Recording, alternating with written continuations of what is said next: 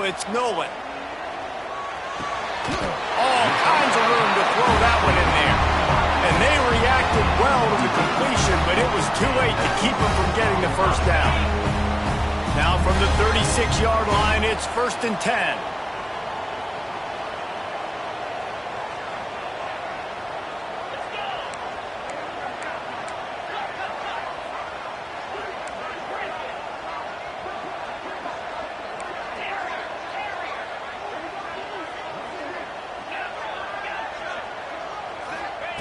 Looking to throw on 1st down. Moving out of the pocket. Just couldn't find an open man. He'll get rid of it, and it'll be 2nd down.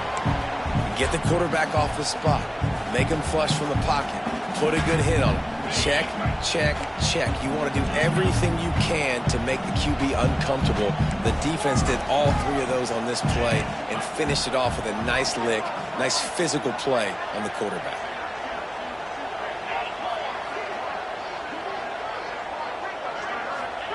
Back to pass. Unloads to the right. Rolls it in.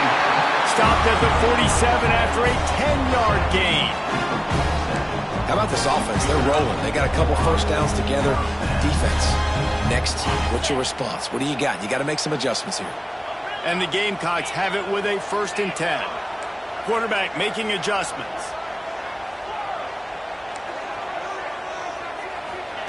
Gonna look downfield again. Fires to the right. Zips it out to his man. They'll take this lead to the 2-minute timeout and see if they can tack on a little more before the break. From inside the 40 at the 37, it's 1st down.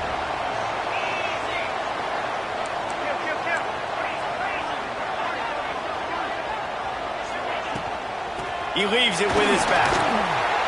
And he's able to find a little bit of running room before they get him down.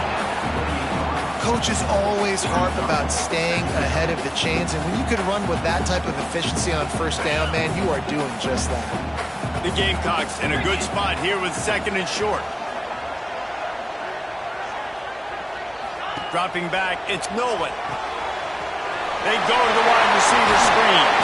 The stop is made, but this offense is threatening 1st and goal from the 9. Everything seems to be working for this offense right now. If they keep this up, this could get ugly by the 4th quarter. And the Gamecocks have it in scoring position on 1st and goal.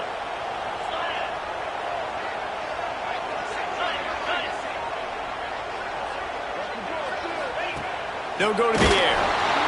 And the Heat gets there. And they get him down at the 14-yard line. And for quarterbacks throwing the ball down this close to the goal line, because there's so many bodies in such a small space, oftentimes routes take a little bit longer to develop, and it forces quarterbacks to have to hold on to it a little bit longer. That's the risk and danger with throwing the ball so close to the goal line. You might get sacked. Now facing 2nd and long after the defense came up with that sack.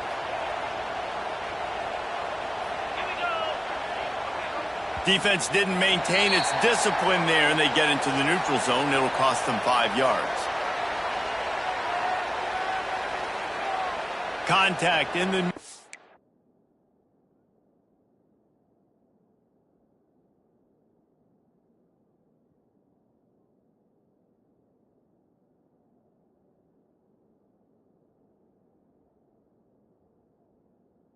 zone leads to that penalty. Good news for the offense.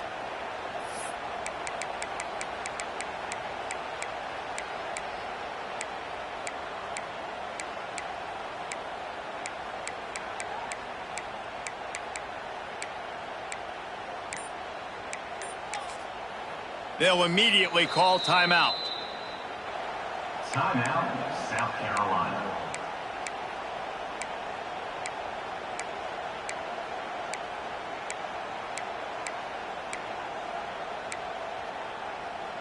Can the defense stop them again on 2nd and goal?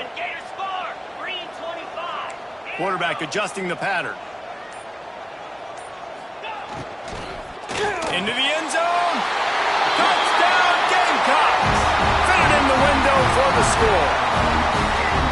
You know, there's so many coaches out there in 2-minute situations at the end of the half with the lead that'll just be happy taking the lead into halftime. This guy's staying aggressive, though. Pedal to the metal, David, and you saw it paid off there for the touchdown. Yeah, and let's finish this half now. Now, we got a nice lead. Built a little bit of a lead, but the defense has to go back out there. There's still a little bit of time. So get that stop to keep that momentum you just got, and everybody will be jacked up at halftime. They got the late touchdown on the board, now about to kick it away and hoping the defense can keep them from answering.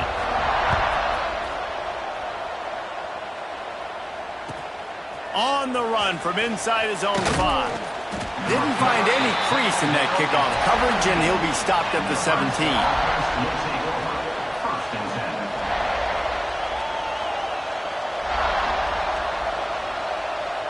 First snap of this drive will come from their own 17.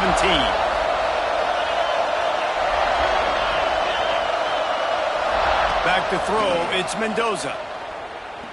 He's going to let one fly down the middle. And they can't make the connection, going for a big play on first down.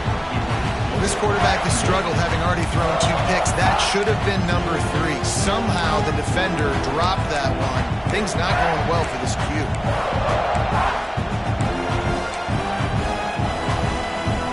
Backed up now, here's 2nd and long.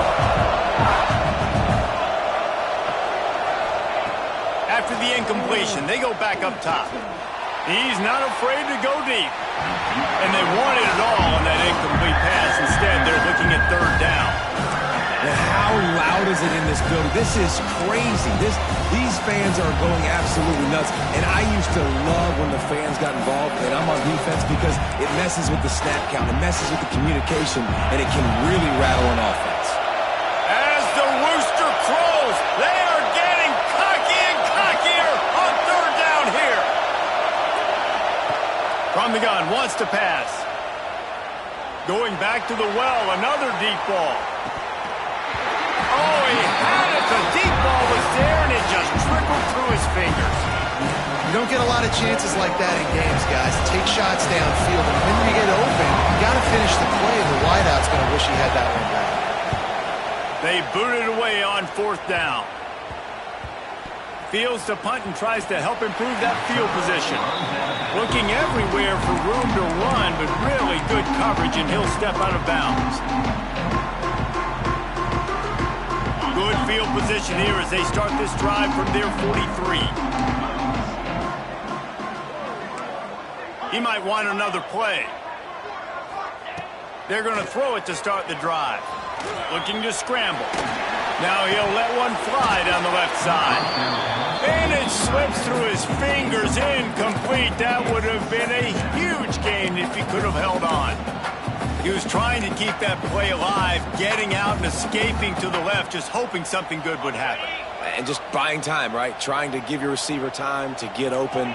He couldn't get open. He couldn't find an avenue to get him the football, but at least he bought some time and gave himself a chance, just couldn't capitalize on it.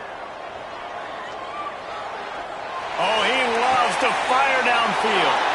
Oh, it's picked off. Bringing it back. They bring him down, but it'll be first down at the 42. Well, the defense comes away with the pick there with their nickel personnel. I think moving forward, if you're on offense, when you see that personnel on the field, you want to run the ball against it because you got smaller guys out there. Or if you're going to throw, think about quick screens outside when you have tight ends flexed on the perimeter, bigger bodies blocking smaller guys. Back to throw, it's Mendoza. Looking deep down the right side. Oh, he dropped it. That deep ball was right on the money. You just have to make that catch. I know one of the things this defense really prides themselves on is being physical, and early in this game, putting a big hit on a guy that's already had a couple catches in this game, that's a good omen for the defense.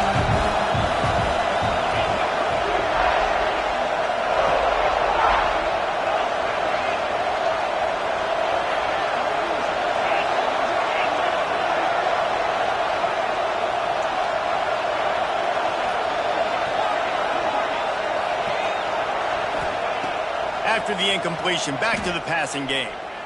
He'll take another shot here. Incomplete. They took a shot to wrap up the half and came up empty. First half in the books. Time now to join Kevin Connors in our halftime update. South Carolina 21, Nebraska 7. Go ahead and roll the dice to start this second half. They're lined up for an onside kick.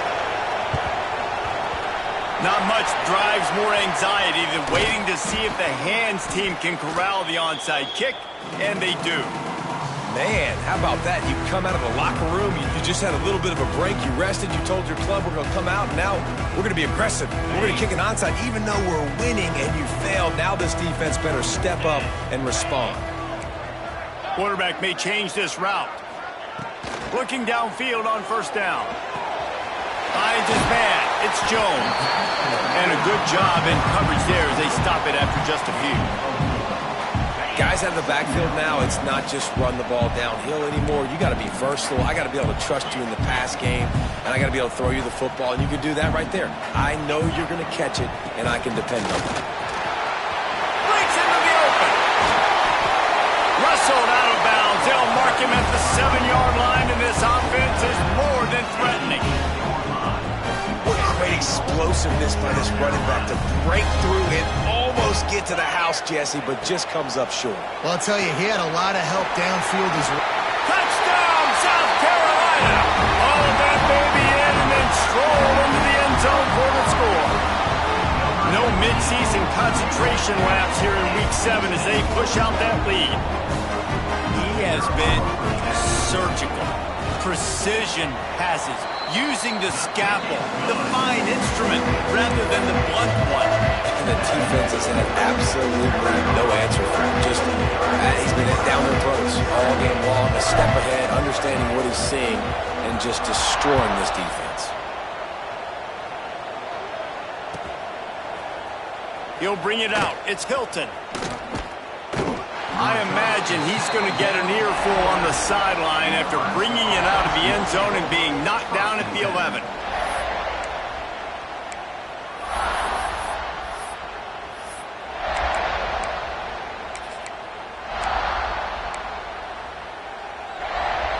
And here comes the Nebraska offense back onto the field. Trailing by 3 touchdowns if you're going to get back in it, David, the time. And he throws another interception, his third of the night. And it's going to be a pick 6. Touchdown, Gamecocks. This guy really is the complete linebacker. Not only is he physical and not only can he pull you downhill to stop the run, this guy is a weapon in pass coverage. You saw it on that play. What can't this guy do? They're ready to kick it away, and this crowd is buzzing after that last score.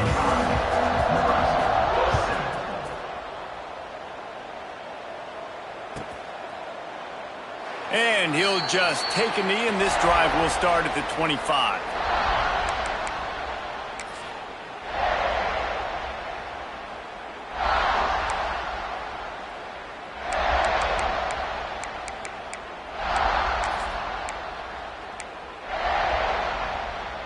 They're lining up in the Wildcat. Let's see what they have dialed up for this one.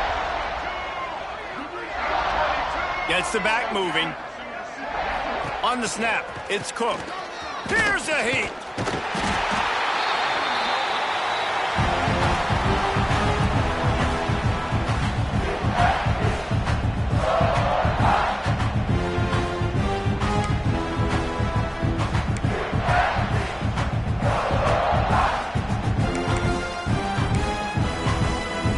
And the Huskers have put themselves in dire straits after that last play. It's 2nd and a mile. Back to pass, it's Mendoza. Floating away.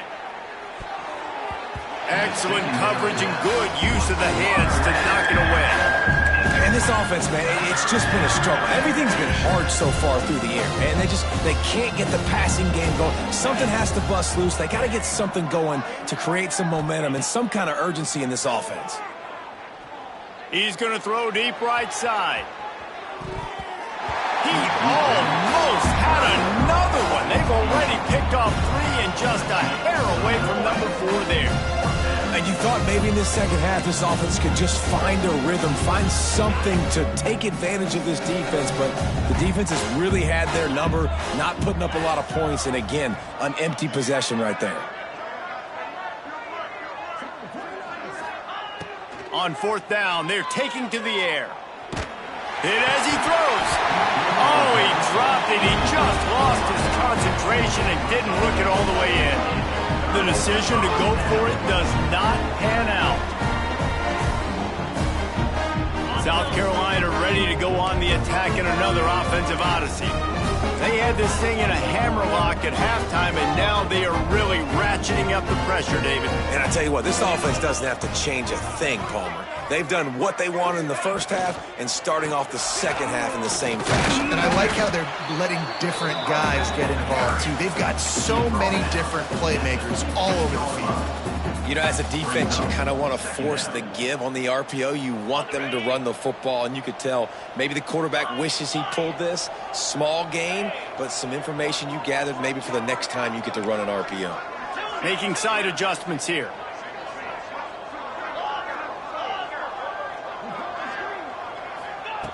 Gonna swing it on second down.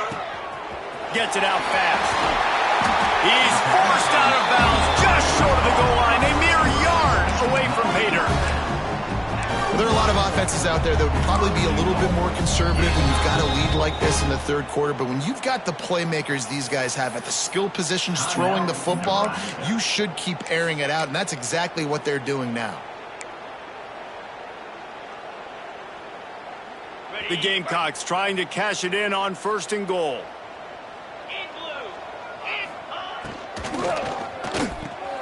Caught behind the line. It's Palmer. Touchdown, Gamecocks! Nice catch and good work afterwards to get it into the end zone. If this dude were a kitchen knife, he would be slicing tomatoes so thin your in-laws would never come back to your house. Well, that'd be a good thing. I don't know if I want my in-laws to come back anyways, but he's been on fire. He's been absolutely torching this defense. They've had absolutely no answers for him. And with the extra point, they push the lead out a little further. Quick strike offense on that three-play scoring drive. Kickoff unit has been busy as they have built a big lead, and they're trying to hold on to it. He'll bring it back from inside his 5. Nice job by the kickoff team. Everybody stayed in their lanes, and they'll stop him at the 16. First and 10. The Cornhuskers ready to go back to work on offense. We'll see if that failed fourth down in their own end last time, David, sort of curbed some of the aggressiveness.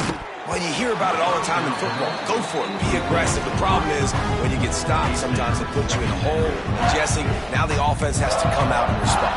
They were real disappointed not getting that first down. You can see it on the sideline. So let's just see if that's kind of galvanized them a little bit here to go make a statement and get some points. Throws to the wideout. And that's going to be incomplete. A lot of contact on the play, but no flags. It'll be third down. This offense hasn't been able to generate a lot of points in this one. Here in the third quarter, you're seeing the defense and how much pride they take on being physical. It's not just stopping the run. He puts a lot of air under it down the sideline. And that one's incomplete. They weren't just trying to move the chains. They were trying to move the scoreboard. Instead, it's fourth down. The Huskers will bring the punt team onto the field. This will be the second time they've had to kick it away. A low line drive and not his best work. And they'll blow it dead just about the...